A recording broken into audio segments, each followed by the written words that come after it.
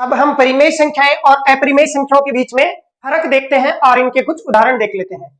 सबसे पहले मैं लिखता हूं पाई। तो पाई मुझे बताइए कौन सी साइड में आएगा। तो पाई आप जानते हैं पाई का फिक्स वैल्यू नहीं होता है, इसका वैल्यू चलता ही रहता है, मतलब 3.14 के बाद में 1595 और आगे से आगे इसका वैल्यू चलता रहता है। इसका मतलब इसका कोई निश्चित मान नहीं है, इसी कारण से ये कौन हो जाएगा, अपरिमेय संख्या हो जाएगा। अब मैं लिखता हूं 22/7। ये उदाहरण कई बार एग्जाम में आया हुआ है कि 22/7 परिमेय है या अपरिमेय है। तो ये एक परिमेय संख्या है। क्यों है इसका कारण आप जान चुके हैं, क्योंकि 22 है वो एक फिक्स वैल्यू है और 7 भी एक फिक्स वैल्यू है। तो फिक्स होने के कारण से जिनका मान फिक्स है वो परिमेय संख्या होती है और जिनका मान फिक्स नहीं होता है वो अपरिमेय संख्याएं होती है। अर्थात वे संख्याएं जिनका मान आपको पता होता है कि इसका निश्चित ये मान है तब वो परिमेय, और जिसके मान के बारे में आप पूरा पूरा नहीं जानते वो अपरिमेय। अगला उदाहरण देखते हैं √2। अब बताइए √2 परिमेय संख्या है या अपरिमेय संख्या है। आप जानते हैं कि √2 का मान 1.414 और उसके बाद में क्या आता है आप नहीं जानते हैं, क्योंकि इसके बाद में जो भी संख्याएं आएगी ना तो वो रिपीट होने वाली है और कुछ भी आ सकता है, 5 9 8 5 7 9 ऐसे कुछ भी आगे से आगे इसकी संख्या आती रहती है। मतलब इसका मान है वो कभी खत्म नहीं होता है, आगे से आगे इसका मान चलता रहता है। इस कारण से निश्चित मान नहीं होने के कारण से वो संख्याएं जिनका रूट नहीं हटता है वो सारी संख्याएं अपरिमेय संख्याएं होती है। जैसे √2 है, √5 है, √7 है, ऐसे। अगर मान लीजिए किसी संख्या का रूट हट जाए, जैसे लिखा हुआ है √9, आप जानते हैं √9 का मान फिक्स आता है 3, इस कारण से ये कौन सी हो जाती है, परिमेय संख्या हो जाती है। आपको रटना नहीं है कि रूट है तो परिमेय है, अपरिमेय है, नहीं। अगर रूट है और वो रूट नहीं हट रहा है इस कारण तो वो अपरिमेय, और रूट हट जाए और उसका निश्चित मान आ जाए इसका मतलब वो परिमेय संख्या हो जाती है। अब इसी √9 को मैं ऐसे लिखता हूं √9 और इसके साथ में लिखता हूं √3, तो ये कौन सी होगी, परिमेय होगी या अपरिमेय होगी। तो समझिए √9 का रूट तो हट जाएगा, कितना आ जाएगा, मान 3, लेकिन क्या इस √3 का मान हटेगा, क्या इसका रूट हटेगा, क्या नहीं हटेगा। इसका मतलब √3 का मान फिक्स है क्या, नहीं है, तो इसका मान फिक्स नहीं है, इसका मान फिक्स था। तो ये दोनों मिलके जब उत्तर आएगा तो इसका पूरे का मान फिक्स होगा क्या, बिल्कुल नहीं होगा। क्यों नहीं होगा, क्योंकि √3 का मान फिक्स नहीं है और इसका मान तो चलो फिक्स है 3 है, तो इसका जो भी मान आएगा उसका तिगुना कर दो, मतलब एक ऐसा मान आएगा जो खुद फिक्स नहीं है, अगर आप इसको तिगुना भी कर देंगे तो भी इसका मान फिक्स नहीं होने वाला है। जैसे उदाहरण के लिए मैं ये √2 लिखा हुआ है, अगर इसको 3 से गुणा भी कर दूंगा तो जो भी संख्या आएगी वो अटपटी आएगी और यहाँ पे लास्ट में 3 एकम 3 दशमलव कुछ ऐसा आ जाएगा, ठीक है। या मान लीजिए यहाँ पे 4 दशमलव कुछ आ जाएगा, तो कुछ भी मान आए लेकिन वो फिक्स होगा क्या, नहीं होगा। इसका मतलब ऐसी संख्याएं जो रूट में हो और उनके साथ में आप किसी अन्य संख्या से गुणा कर दो, जैसे √5 है इसको 2 से गुणा कर दो, तो भी वो फिक्स नहीं होती है, इस कारण से वो होगी अपरिमेय संख्या। अब मान लीजिए ऐसा लिखा हो √2 लेकिन उसके साथ में लगा दिया स्क्वायर का चिन्ह, तो ये परिमेय होगा या अपरिमेय। तो आप जानते हैं कि रूट से स्क्वायर कट जाता है और इसका एक फिक्स मान आ जाता है, कितना, 2 आ जाता है। स्क्वायर से रूट कट गया और इसका फिक्स वैल्यू आ गया, तो जहां पे फिक्स वैल्यू आ जाए या फिक्स मान आ जाए वो तो होगी परिमेय, और यहाँ पे इसका फिक्स वैल्यू नहीं आया इस कारण से ये होगी अपरिमेय। और उदाहरण देखते हैं, अगर मैं इस √2 में कुछ जोड़ देता हूं, मेरी मर्जी से मैंने जोड़ दिया 5, तो 5 जोड़ने का मतलब ये हुआ कि जब इसमें 5 जुड़ेगा तो 5 एक फिक्स वैल्यू है, 5 को आप 5.0000 ऐसे लिख सकते हैं। अब ये 0 इधर वालों में जुड़ेंगे तो इनमें तो कोई फर्क नहीं पड़ेगा, ये तो सेम टू सेम ऐसे ही आ जाएंगे पॉइंट के इधर वाले, तो 4 1 4, उसके बाद में 5 9 5 8 जो भी है, और यहाँ पे ये केवल जुड़ेगा 5 और 1 हो जाएगा 6। अब बताओ ये 6.414595 अब आपको पता है क्या कि आगे क्या आएगा, नहीं पता है, इस कारण से अब भी ये फिक्स है क्या, नहीं है, फिक्स नहीं है। इसका मतलब रूट वाली कोई संख्या, जैसे आपने कोई भी लिख लिया, √7 लिखा और इसमें कुछ जोड़ भी दिया, जैसे 2 जोड़ दिया, या मान लीजिए इसमें से कुछ घटा दिया, जैसे -3 कर दिया, तो भी इसका मान फिक्स नहीं होता है, तो ये कौन सी हो जाएगी, अपरिमेय संख्या हो जाएगी। अब और उदाहरण देखते हैं, मान लीजिए लिखा हुआ है बट्टे के अंदर रूट, जैसे बट्टे में 1/√2, तो मुझे बताओ √2 की वैल्यू फिक्स नहीं है, तो 1 में √2 का भाग देंगे तो कोई फिक्स मान आएगा क्या, नहीं आएगा। इसका मतलब ये वाली संख्याएं भी अपरिमेय होगी, कौन सी, जो बट्टे में रूट लगा हुआ है वो वाली। ऐसे मान लीजिए लिखा हुआ है 1/√3, अगर इसमें 2 जोड़ भी दूं तो भी ये फिक्स होगा क्या, नहीं होगा। और लिखता हूं 1/√3 और प्लस, और मान लीजिए माइनस लिख देता हूं 1, तो भी ये फिक्स होगा क्या, नहीं होगा। इसका मतलब ये हुआ कि कैसे भी करके रूट हट रहा है तब तो वो परिमेय हो जाएगी। अगर रूट नहीं हट पा रहा है इसका मतलब वो अपरिमेय संख्या हो जाएगी। अब देखते हैं कि एग्जाम में सवाल कैसे पूछते हैं, तो वो उदाहरण अब हम देखने वाले हैं। तो इसमें देखो एग्जाम में पूछे जाने वाले उदाहरण लिखाता हूं आपको ऐसे दे दिया कि 0.3333 ऐसे 3-4 बार लिख दिया, फिर उसके बाद में डॉट लगा दिया, और एक लिख दिया कि 0.257984321689 ऐसे, और फिर डॉट डॉट डॉट लगा दिया। अब बताओ कि ये वाली परिमेय संख्या है या नहीं है, और ये वाली परिमेय संख्या है या फिर नहीं है, कौन सी इसमें परिमेय है और कौन सी इसमें अपरिमेय है। तो ध्यान रखना, यहाँ पे आपको पता लग रहा है कि 0.33333, देखते ही पता लग जाएगा कि आगे वाला जो पद है वो 3 आएगा। तो 3 आएगा इसका मतलब फिक्स है, आप निश्चित रूप से कह सकते हैं कि यहाँ 3 आएगा। मैं पूछूं उसके बाद क्या आएगा, तो आप कहेंगे फिर भी 3 आएगा। फिर कहूं अब क्या आएगा, तो आप कहोगे अब भी 3 आएगा। मतलब ये हर बार 3 आता रहेगा, इसका मतलब फिक्स है कि 3 ही आएगा। तो जहां फिक्स है तो इसका मतलब वो कौन सी है, परिमेय संख्या है। और जब इसको मैं सिखाऊंगा आपको कि भिन्न के रूप में कैसे बदलते हैं, तो ये भिन्न के रूप में बदल के 1/3 हो जाता है, और यहाँ पे देखो P/Q के रूप में आ गया, इस कारण से ये कौन से हो गया, परिमेय संख्या होगी। ऐसे ही मान लीजिए एक उदाहरण और लिखता हूं, 0.84 फिर 1, फिर लिखा 84 फिर 1, फिर 84 फिर 1, फिर 84 फिर 1, उसके बाद में क्या आएगा। तो आप आसानी से बता सकते हैं कि 841 फिर 841 फिर 841 फिर 841, इसका मतलब अब आएगा 8। फिर मैं कहूं अब क्या आएगा, तो आप कहेंगे अब आएगा 4। फिर मैं कहूं अब क्या आएगा, तो आप कहेंगे 1। फिर कहूं अब क्या आएगा, तो आप बता देंगे 8 फिर 4 फिर 1। इसका मतलब फिक्स है कि 841 ऐसे ही आएगा, और आप इसको ऐसे बदल के लिखेंगे 0.841 और इसके पूरे के ऊपर बार लगा देंगे। जब आप इसको भिन्न के रूप में बदलेंगे तो आप ऐसे भी इसको लिख सकते हैं 841/999। इसका भी बहुत शानदार तरीका होता है ना, उससे आपको सिखा दूंगा कि कैसे इसको ऐसे आपने बदला। ठीक है, बहुत आसान है, आपके सिलेबस में भी है। ठीक है, तो ये P/Q के रूप में बदल चुका है। अभी आपको इतना नहीं सीखना कि ये कितना कैसे बदला, अभी आपको ये ध्यान रखना है कि क्या इसमें आपको पता चल पा रहा है कि आगे क्या आएगा। अगर पता लग पाए तो इसका मतलब फिक्स है कि ये आएगा, अर्थात वो परिमेय संख्या हो जाएगी। और इस साइड बताओ जरा, यहाँ पे क्या आएगा, 9 के बाद में क्या आएगा, देख के बताना। देखें, आप नहीं बता पाओगे, क्यों, क्योंकि यहाँ वाले 9 के पहले तो 8 है, लेकिन यहाँ वाले 9 के पहले क्या है, 7 है। तो यहाँ पे कोई संख्या रिपीट हो रही है क्या, नहीं हो रही। देखो 2 5 7 9 8 4 3 2 1 6 8 9, पता ही नहीं लग रहा कि आगे क्या आएगा। तो फिक्स है क्या कि आगे ये आएगा, नहीं है, फिक्स नहीं है। इस कारण से ये कौन सी होगी, अपरिमेय संख्या होगी, क्योंकि आप इसको P/Q के रूप में नहीं लिख पाते हैं, इसी कारण से ये अपरिमेय संख्या हो जाती है। ठीक है, तो ये हमने उदाहरण देख लिए परिमेय और अपरिमेय संख्याओं के। अब बताना जीरो कौन होता है, जीरो परिमेय है या अपरिमेय है। तो जीरो एक परिमेय संख्या होती है। क्यों होती है, क्योंकि जीरो का मान निश्चित है। जीरो का मतलब जीरो, ना तो 0.1 ना माइनस में 0.1। ठीक है, इसका मतलब ये फिक्स, जीरो का मतलब होता है कुछ नहीं, अर्थात नथिंग। जब कुछ भी ना बचे तो हम वहां पे जीरो लिखते हैं। जैसे 5 में से 5 घटाया तो जीरो आता है, इसका मतलब जीरो तो एक फिक्स वैल्यू है, इस कारण से जीरो परिमेय संख्या होती है। लेकिन किसी भी संख्या 8 में, जैसे कोई भी संख्या 8 ले ली, अब इसमें भाग दे दिया जीरो का, तो बताओ अब ये परिमेय है या अपरिमेय है। तो ये अपरिमेय है, क्योंकि 8 में जीरो का भाग देने पे अनंत आता है। मतलब किसी भी संख्या में जीरो का भाग देंगे तो अनंत आएगा, अनंत का मतलब आते ही रहेगा आते ही रहेगा। इसका मतलब ये फिक्स है क्या, नहीं है। तो इस कारण से ये अपरिमेय संख्याएं हो जाती है। तो ये उदाहरण आप नोट कर लीजिए, क्या पता एग्जाम में ऐसे ही सवाल आपसे पूछ लिए जाए। अब ये जो परिमेय संख्याएं हैं जो यहाँ पे मैंने लिखी है 0.333, इनका एक विशेष नाम होता है, और एग्जाम में अभी भी आरपीएससी फर्स्ट ग्रेड में यहाँ से सवाल भी पूछा जा चुका है। तो क्या पता रीट में भी ऐसा सवाल आपसे पूछ लिया जाए। इसका नाम देखते हैं। देखो, तो यहाँ पे एक विशेषता है कि जीरो के बाद में बार बार संख्याएं रिपीट हो रही है, और ये संख्याएं इतनी बार रिपीट हो रही है कि खत्म ही नहीं हो रही, मतलब आगे से आगे मान है वो चलता जाएगा। तो खत्म नहीं होना, इसको क्या कहेंगे। तो देखो, एक शब्द होता है अवसान। अवसान का मतलब तो होता है समाप्त हो जाना, खत्म हो जाना या समाप्त हो जाना। लेकिन अगर मैं इसके पास में उपसर्ग लगा दूं अन, अन अवसान हो जाता है। और अन अवसान का मतलब होता है वह संख्या जो कभी खत्म ही नहीं होती हो, या वह वस्तु जिसका मान कभी खत्म ही नहीं होता हो। तो अन अवसानी, तो इसको कहेंगे अन अवसानी, मतलब अनवसानी।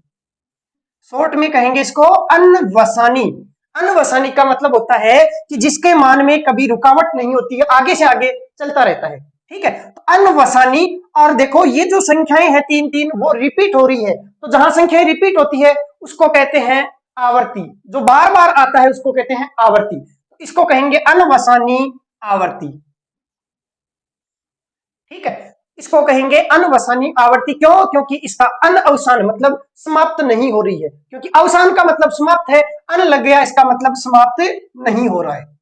ठीक है, अवसान का मतलब समाप्त, अन अवसान का मतलब समाप्त नहीं। तो ये समाप्त हो रही है क्या? नहीं हो रही, आगे से आगे चल रही है। साथ में संख्याएं रिपीट हो रही है, इसका मतलब आप इसको कहेंगे अनवसानी आवर्ती। इसको क्या कहेंगे? इसमें भी अवसान तो नहीं हो रहा, मतलब ये भी खत्म तो नहीं हो रही, तो इसको भी कहेंगे क्या? अनवसानी। अनवसानी मतलब अन प्लस अवसानी, अनअवसानी या अनवसानी। लेकिन क्या इसमें संख्याएं रिपीट हो रही है क्या? एक निश्चित क्रम के बाद में संख्याएं रिपीट नहीं हो रही है, इस कारण से आवर्ती हो रही है क्या? नहीं हो रही है। और आवर्ती नहीं हो रही है, इसका मतलब इसको कहेंगे अनावर्ती। दोनों में फर्क है, देखो ये तो है अनवसानी आवर्ती और ये है अनवसानी अनावर्ती। आवर्ती का मतलब रिपीट होना, अनावर्ती का मतलब रिपीट नहीं होना। तो रिपीट हो रहा है इसका मतलब हमें पता चल जाएगा कि फिक्स आगे क्या मान आएगा, तब तो हो जाएगी परिमेय संख्या। और जहां अनावर्ती है मतलब आवर्ती नहीं हो रही, हमें पता ही नहीं चल रहा कि आगे क्या आएगा, तब वो हो जाएगी अपरिमेय संख्या। इंग्लिश में भी देखो इसका नाम देख लेते हैं, इसको कहते हैं नॉन टर्मिनेटिंग। देखो अनवसानी को कहते हैं नॉन टर्मिनेटिंग, क्योंकि टर्मिनेट का मतलब होता है समाप्त हो जाना या टूट जाना या अलग अलग हो जाना। नॉन टर्मिनेटिंग का मतलब है टर्मिनेट नहीं होना, मतलब लगातार आते रहना। और आवर्ती का मतलब होता है रिपीटिंग, तो रिपीटिंग, इसको कहेंगे नॉन टर्मिनेटिंग रिपीटिंग, मतलब अनवसानी, और आवर्ती मतलब रिपीट होने वाली। इसको इंग्लिश में कहेंगे नॉन टर्मिनेटिंग और साथ में अनावर्ती। तो रिपीटिंग को आवर्ती कहते हैं, तो नॉन रिपीटिंग कहेंगे अनावर्ती को, नॉन रिपीटिंग। अब हम सवाल देख लेते हैं जो अभी अभी पूछा गया है 11 अक्टूबर 2022 को आरपीएससी फर्स्ट ग्रेड के जीके वाले फर्स्ट पेपर में।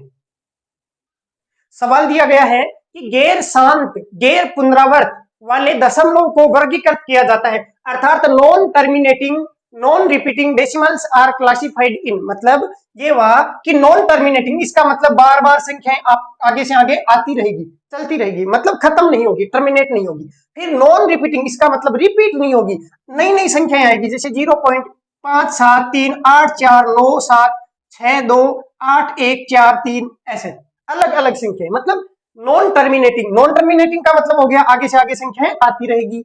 नॉन रिपीटिंग मतलब रिपीट नहीं होने वाली है, इसका मतलब रिपीट भी नहीं होनी चाहिए। तो नॉन टर्मिनेटिंग नॉन रिपीटिंग बता देंगे आप, देखते ही कौन सा हो जाएगा, अपरिमेय संख्या का। अगर इसी सवाल में होता कि नॉन टर्मिनेटिंग और रिपीटिंग ऐसा होता, मतलब गैर शांत और पुनरावर्त,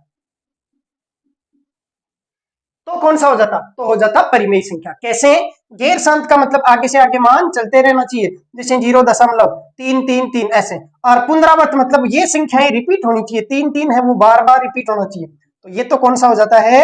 परिमेय संख्या, क्योंकि आप इसको P बटे Q के रूप में लिख सकते हैं, जबकि इसको P बटे Q के रूप में नहीं लिखा जा सकता है। इस कारण से ये बहुत ही आसान सवाल था, लेकिन ये लगभग आधे विद्यार्थियों का सवाल गलत हो गया। इसका कारण क्या था? क्योंकि उन्होंने इस चीज को समझा ही नहीं, वो पढ़ ही नहीं पाए कि नॉन टर्मिनेटिंग और नॉन रिपीटिंग का मतलब क्या होता है। जबकि मैंने क्लास में अच्छे से बताया भी था कि नॉन टर्मिनेटिंग नॉन रिपीटिंग का मतलब होता है अलग, और नॉन टर्मिनेटिंग रिपीटिंग का मतलब होता है अलग। दोनों परिमेय और अपरिमेय संख्याओं को कहा जाता है। तो जिसने वो पढ़ा था उनका सबका सवाल सही है। अब हम देखते हैं कि परिमेय संख्या और भिन्न में क्या फर्क होता है, क्योंकि दोनों दिखने में सेम होती है, दोनों में माइनर सा डिफरेंस होता है। तो हम लिखेंगे परिमेय संख्या और भिन्न में फर्क या अंतर, परिमेय एवं भिन्न में अंतर, क्योंकि दोनों ही P बट्टे Q के रूप में लिखी जाती है, दोनों ही वास्तविक संख्याएं हैं। तो परिमेय संख्या और भिन्न में क्या फर्क होता है? भिन्न का मतलब होता है, इसको भी आप P बट्टे Q के रूप में लिखेंगे, तो यहाँ पे P है वो भी प्राकृत संख्या होनी चाहिए और Q है वो भी एक प्राकृत संख्या ही होनी चाहिए। प्राकृत संख्या का मतलब आप जानते हैं, वे संख्याएं जो 1 से शुरू होती है और उसके बाद में पूरी पूरी संख्या के रूप में होती है, उन्हें हम प्राकृत संख्या कहते हैं। इसका मतलब यहाँ पे केवल 1 से बाद वाली मतलब बड़ी संख्या ही आ सकती है, तो यहाँ पे निगेटिव संख्या नहीं आ सकती। कहने का मतलब है कि यहाँ पे निगेटिव माइनस का 5/6 जैसे है, तो ये क्या भिन्न कहलाएगी? नहीं कहलाएगी। तो ये फिर क्या कहलाएगी? परिमेय संख्या कहलाएगी। तो परिमेय में पॉजिटिव भी हो सकती है और निगेटिव भी हो सकती है, लेकिन भिन्न केवल पॉजिटिव ही होती है, निगेटिव नहीं होती है। यही इसमें मुख्य फर्क होता है। भिन्न और परिमेय संख्या में कहें तो हम ऐसा थ्योरेटिकल एक नोट लिख सकते हैं कि भिन्न में अंश तथा हर दोनों पॉजिटिव होते हैं, दोनों पॉजिटिव होते हैं, अर्थात अंश तथा हर दोनों ही प्राकृत संख्या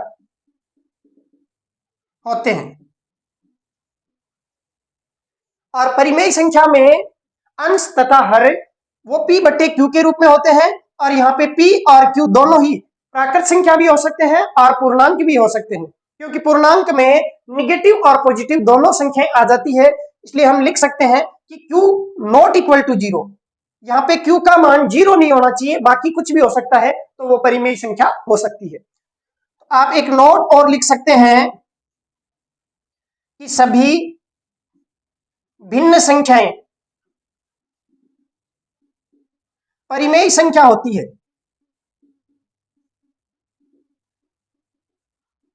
परंतु सभी परिमेय संख्याएं भिन्न हो यह आवश्यक नहीं है, यह आवश्यक नहीं है। मतलब जितनी भी परिमेय संख्याएं होगी वो भिन्न हो ये आवश्यक नहीं है, लेकिन जितनी भी भिन्न है वो जरूर परिमेय संख्या होगी, क्योंकि भिन्न का मतलब आपने कुछ भी लिखा, 5/7 लिखा, 8/9 लिखा, कुछ भी लिखा, होना चाहिए पॉजिटिव। तो ये p बटे q के रूप में है। इस कारण से जितनी भी आप भिन्न लिखोगे वो सारी की सारी परिमेय संख्या तो होगी। अब भिन्नों के कई प्रकार होते हैं, जैसे उचित भिन्न और एक होती है अनुचित भिन्न, जिसमें अंश तो हो जाए बड़ा और हर हो जाए छोटा, वो हो जाए अनुचित भिन्न। तो उचित भिन्न हो चाहे अनुचित भिन्न हो, दोनों ही कैसी होती है, परिमेय संख्या तो होती ही, लेकिन जो निगेटिव परिमेय संख्याएं होती है वो भिन्न नहीं होती है। इस कारण हम कह सकते हैं कि सारी परिमेय संख्याएं भिन्न हो ये आवश्यक नहीं है। तो ये थ्योरी का एक सवाल आपसे पूछा जा सकता है, या फिर आपको ऐसे भी कोई पूछ ले कि चलो आप टीचर की तैयारी कर रहे हैं, बताओ प्राकृत संख्या जो भिन्न है उसमें और परिमेय संख्या में क्या फर्क है। तो आपको जवाब आना चाहिए कि भाई भिन्न है वो पॉजिटिव होती है, जबकि परिमेय संख्याएं पॉजिटिव और निगेटिव दोनों हो सकती है। अब हम देखते हैं कि जैसे कोई भी दो आपको परिमेय संख्याएं दी गई है और उनके बीच की परिमेय संख्याएं ज्ञात करना। तो परिमेय संख्याओं के मध्य की या बीच की परिमेय संख्या ज्ञात करना, ऐसा सवाल भी कई बार आपसे पूछ लिया जाता है कि दो आपको परिमेय संख्याएं दे दी जाए और पूछा जाए कि इनके मध्य की परिमेय संख्या कौन सी है। तो मध्य का मतलब होता है बीच का मान। जैसे एक नॉर्मल उदाहरण लेते हैं, मैं कहूं 10 और 20 के बीच में कौन आता है, तो आप सीधा सीधा बता दोगे कि 15 भी आता है, 11 भी आता है, 12 भी आता है। मतलब 11 से लेके और 19 तक जितनी भी संख्याएं हैं वो सब 10 और 20 के बीच में आती है। ठीक, तो हम सीधा तरीका क्या अपनाते हैं, तो हम ऐसा काम करते हैं कि पहले दोनों को जोड़ दें और दोनों का आधा कर दें। तो 20 और 10 को जोड़ा तो 30, 30 का आधा हो गया 15। इसका मतलब ठीक मध्य वाली संख्या ज्ञात करनी हो तो दोनों को जोड़ो और दोनों में 2 का भाग दे दो। तो ठीक मध्य वाली, ठीक मध्य का मतलब होता है एग्जैक्ट बीच वाली संख्या है वो आ जाना। तो 10 और 20 के बीच की संख्या 15 है। इसी प्रकार से मान लीजिए एक भिन्न है 1/2 और एक भिन्न है 1/3।